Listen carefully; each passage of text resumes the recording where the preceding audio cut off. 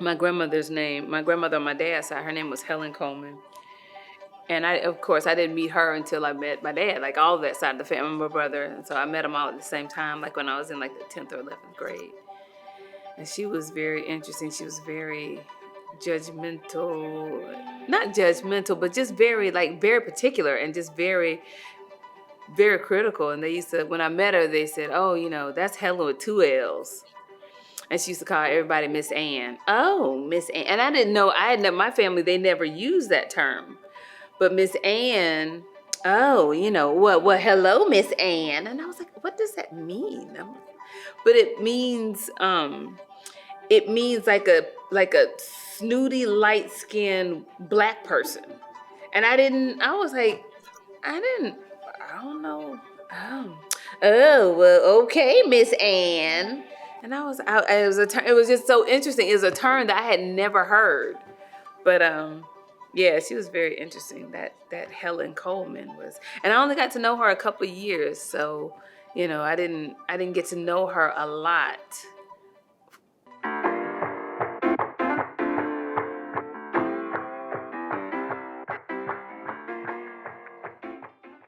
Like my cousins and my brother knew her because they grew up with her.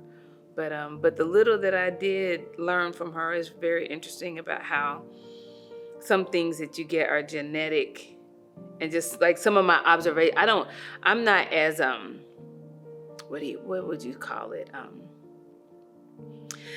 Kind of like no filters. I'm not no filters. Like I have a lot of filters, but I do notice things. Like the stuff that she notices are things that I notice. And my, growth elevated period of where I am now, it's like, okay, we accept people, but yeah. So every once in a while that they call it the Helen Coleman. So every once in a while that Helen Coleman comes out. There was a huge discussion, not huge, we had a little discussion, my cousin and I. We honestly really don't know how the conversation went of the family's decision to not, for us all to just stay in our separate worlds once I was born, and and not really be involved. So nobody really, that side of the family tends to think that it wasn't my grandmother who wanted us to just everybody keep quiet, you stay with your husband and your family and y'all raise them, and then we'll just act like you don't exist and we'll just keep living our lives. And so they seem to think that, oh, grandma never would have wanted that. She would have wanted to be involved, and if she did sign on for everybody just staying separate, it would have been because somebody else really wanted that. But knowing that grandmother and my mom's mom, I can see everybody coming to the table and just having a conversation saying, this is what's best for everyone. Like everybody agree, let's just keep this a secret. And you all keep that information over there, we'll keep this information over here, and we'll just keep living our life. I think that's what happened. I think everybody probably came to the table and said, this is how we're gonna handle this. So, well, for a long time there wasn't a story. Like for a long time, the reality was, the Caucasian man that my mom was married to at the time was my quote unquote father. That was my biological father. I mean, nobody said biological at the time. Everybody's just like, this is her dad, and they're married, and this is how it is. This is what it is, and that's all, and there was nothing about, I'd never questioned, because I was a little kid. So as a little kid, I didn't question it. I didn't know to question it. I just, and then they got divorced. I don't remember how old I was. Maybe I would guess maybe I was about 5 or maybe about 6, maybe about 5 or 6, and they got divorced. And of course, I'm just thinking, oh, my mom and dad are divorced. He moved to California. He got remarried. He stayed in Nashville for a while because we lived in Nashville. He stayed in Nashville for a while. And I would see him sometimes. He had another ex-wife there, a Caucasian woman. So she was there, and the story was always that she was very, very mean. And of course, when he married a black woman, that was just. And he had a son by the other woman. His name is Christian. So I have a brother named Christian. I don't know what you want to call it, whatever, or a person in the world named Christian. But Christian and I would hang out together, like when we were both, because we were both by other moms, but we would go visit my dad on the same weekend and hang out and play and have fun or whatever. And of course, I thought that was my biological brother, or half brother at least, And so that was just the story. I didn't have any reason to question it. It just was. And it was just like, oh man, my dad is moving to California. I was really, really sad, and he moved, and because he joined the military. I think he might have been in the military before, and then he re-entered the military, and I guess because he was just like, I need to get my life together. I don't have a path now that I'm divorced and whatever. But he, of course, went out there and got remarried when he moved to California and enrolled in the military. So it just was what it was. And I went to visit him in California and met this new wife, and she was inconsequential. Wasn't nice, wasn't not nice. She was just was. And then they moved to Germany for some years. And then they got divorced. And I went to Germany for a year and lived with them in Germany for a year with him and this woman. Then she was not good. She was horrible when I moved to Germany. Because he was in the military, so he would have to travel a lot. So he would be on whatever missions or whatever he was doing. And so he might be gone 2-3 weeks at a time, and it would just be me and her in Germany with this woman who I have no relationship with. It was kind of weird. And then in retrospect, I'm like, why did you let me go over there with these people who were not related to me at all? Well, one, I don't think she knew that he was going to be traveling so much and that he wasn't going to be there. I don't think she knew that. But I do know that she knew that regardless of anything and regardless of what was what, because of course at the time, I don't know who knew what or who believed what. I don't know. I don't know if he was thinking that at the time that he was my biological dad. I don't know. But she knew, if nothing else, she knew that he loved me and that he would keep me safe. She knew that. And she probably looked at it as it's an opportunity for my child to live overseas and experience a different culture. And so she probably looked at it as an opportunity for me to grow. I even took the bus from Nashville to Louisiana to Monroe. And I had to change buses. And I got lost and I went on the wrong bus because whoever, seeing as how I'm traveling by myself at 12, it was crazy. And I was lost and had to tell the people like, hey, this isn't Monroe. Like, I need to get to Monroe, Louisiana. So somebody needs to call my mom because I don't think I got on the right bus. But again, I don't know why people thought that was a good idea to send a 12-year-old on a bus from Nashville to Monroe. I was just going down to see my grandmother for the summer. And because I would do that every year. She lived in Mangum, which is about 20-30 minutes from Monroe, maybe 20 minutes from Monroe. So it's all in North Louisiana. And so I was just going for my regular summer vacation. And so I guess maybe they thought I was old enough and I could figure it out because I was 12. So of course, hey, I was practically an adult, I guess. So yeah, that was, I guess they just decided to try it that year. Of course, you never know I don't know, who knows what the actual reason was behind it, but that year versus my grandma, because my grandmother used to drive to Nashville to get me, and she would pick me. She would be like waiting as soon as school let out. She was in the car, she and her sister. So they were called Nanny and Granny. So Granny was my grandmother and Nanny was her sister. So Nanny and Granny would come and get me, pick me up from school and take me right off back. I don't think Nanny was down for that bus ride though. Nanny was very cautious, and I don't think she was down for the whole put Heather on a bus and she'll make it to Monroe. So yeah. I remember my grandmother used to look at, for some reason, I never heard these words, but I got the sense that she looked at the fact that my mom had like snagged a white man or had the ability to get married to somebody, like that was some sort of like trophy, or like, wow, look at us, she's, whereas other people might have looked at that as like, why would you be in a biracial marriage? That is crazy. She looked at it as like a thing to be admired, and like, well, look at us, we're upper echelon. My daughter is married to a Caucasian man. She might not have finished school, she might not have finished college, she only went to this many years of school, but my mom eventually finished because she thought it was something that had to be done. But she's married to a white man, so obviously she's worthy. Look at her, she must mean something because she's married to a white man. So that was like, and I think that was part of the whole,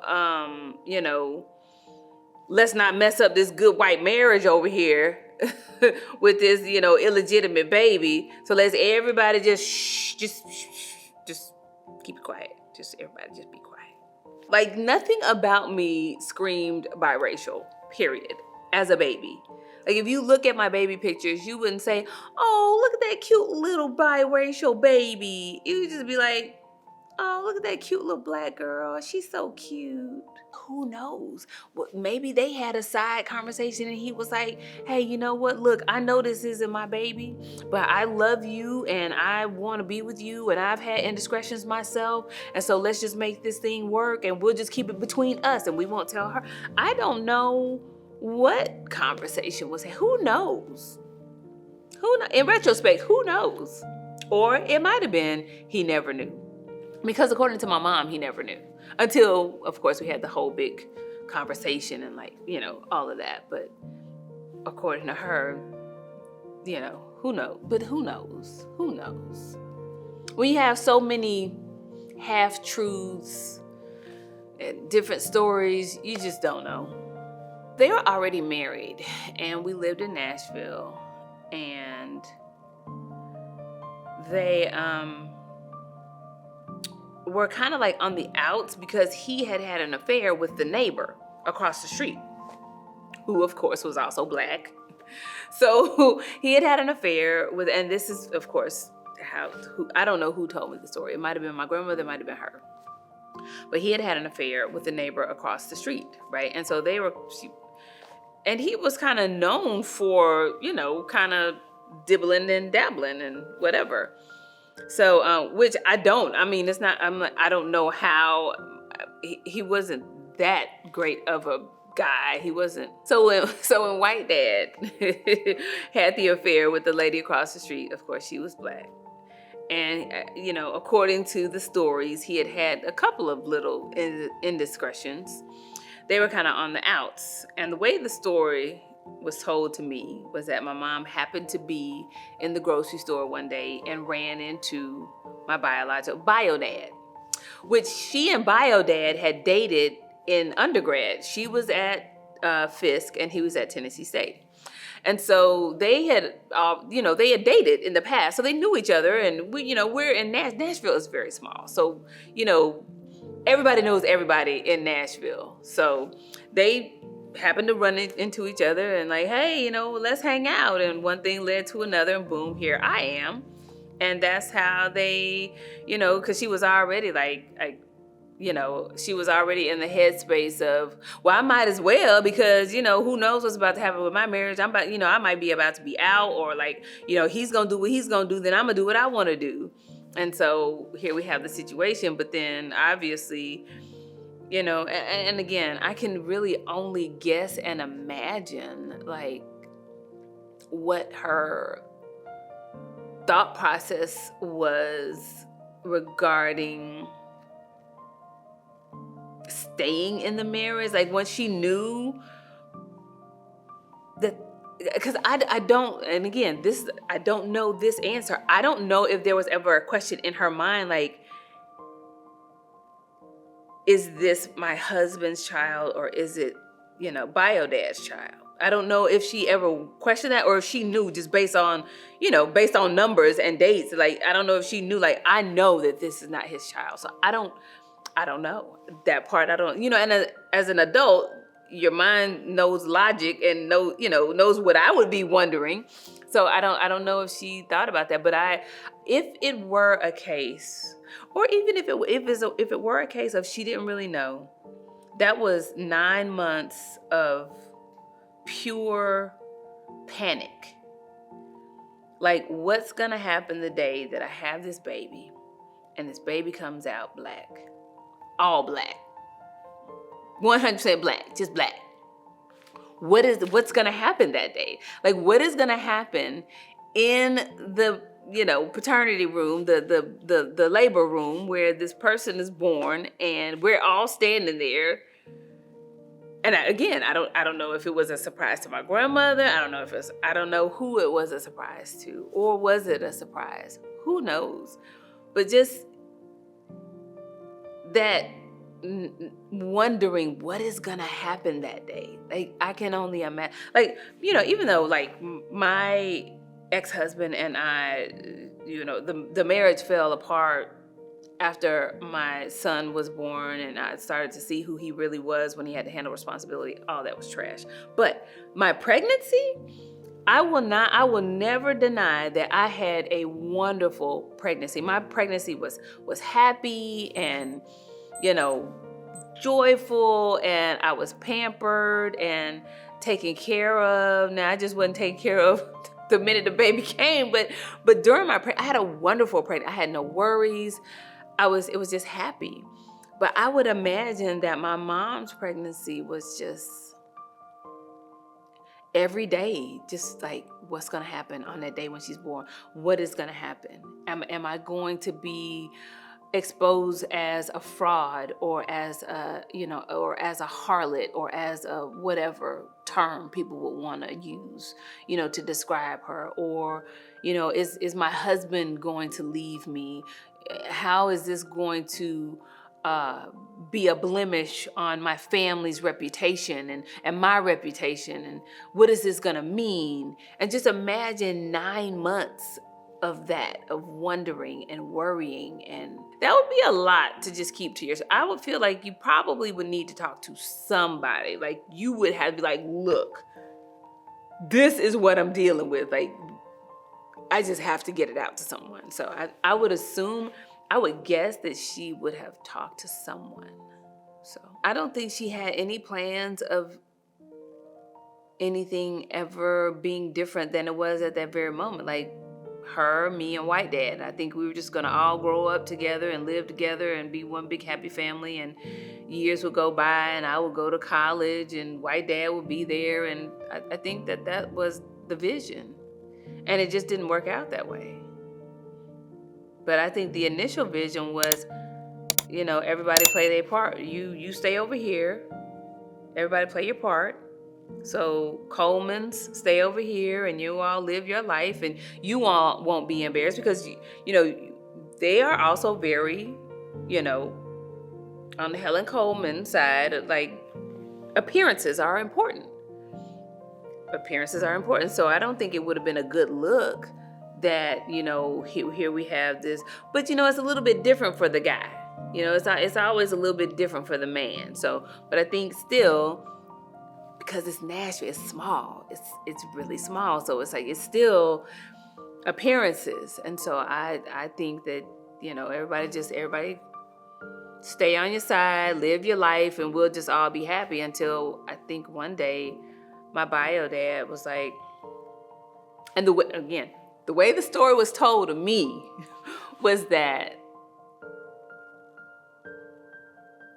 my biological dad decided that my kids are getting too old and they need to know each other, because what happens if they end up meeting each other somewhere and don't know that they're brother and sister, and they're both, you know, of course, you know, everybody think their kids are beautiful, and they're both attractive. So, you know, they need to know each other. They need, like he said, they're just getting too old, and the world is too small, and our world had really, honestly, really started getting a little bit too close, because once we did meet, you know, so many people are like, there's no way that y'all are brother and sister, because I know you very, very well, and I know you very, very well, talking to me and my brother.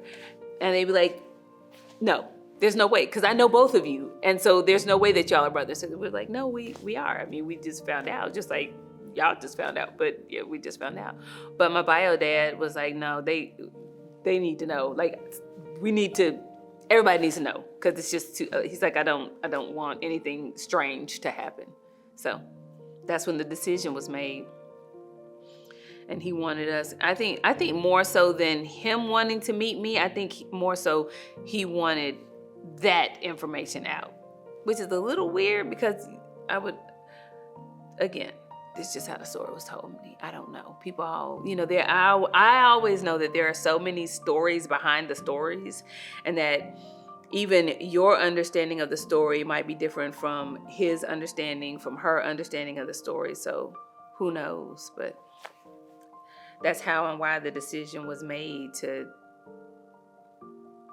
connect me with my Coleman family. So I went to Tennessee State Kitty College, which was like Tennessee. So you know how colleges have an education program where people get certified in education. Well, Tennessee State had one. So they had a really amazing kitty college where the teachers at the college or the school were, you know, people seeking a degree in education. And so all the teachers were really excited, young and excited about learning and teaching. And so I went to that school, which was right at Tennessee State. And so Kitty College was here, and the football stadium was right below Kitty College. And so, you know, my dad was a coach for Tennessee State, and my grandfather was a coach for Tennessee State. So they would both often be right below where I was playing. I would be playing outside, because we would have recess and we'd be playing outside. And my dad and now, of course, this is unbeknownst to me, because of course I didn't know them. But the story, as it was told to me, that my dad would often come up to Kitty College and see me and like just watch me play and see how I was doing. And he would often, you know, contact my mom and see how, and ask about me and ask how I was doing in school and things like that, that he would check in on me. But one of the things I remember them telling me is that he would see me a lot of times. He would come up and watch me playing outside. So yeah, I don't know if my grandfather ever came, but I know that he would often come and see me, just, you know, a lot. And he told me after I met him, he would tell me that, yeah, you know, I used to come and watch you play outside when you would be at it was really a daycare, but we called it Kitty College. It was really a daycare though. But I learned, but it really was advanced, because by the time I got out of Kitty College, I was reading probably at a similar level to when my kid finished his school, which was an advanced school. Like, I was reading full sentences. You know, I knew math and pretty much knew everything I needed to know to live coming out of Kitty College. So yeah, and so he told me that he would come and see me and often watch and, you know, watch me through the years, because I think I was probably at Kitty College maybe about 2 or 3 years.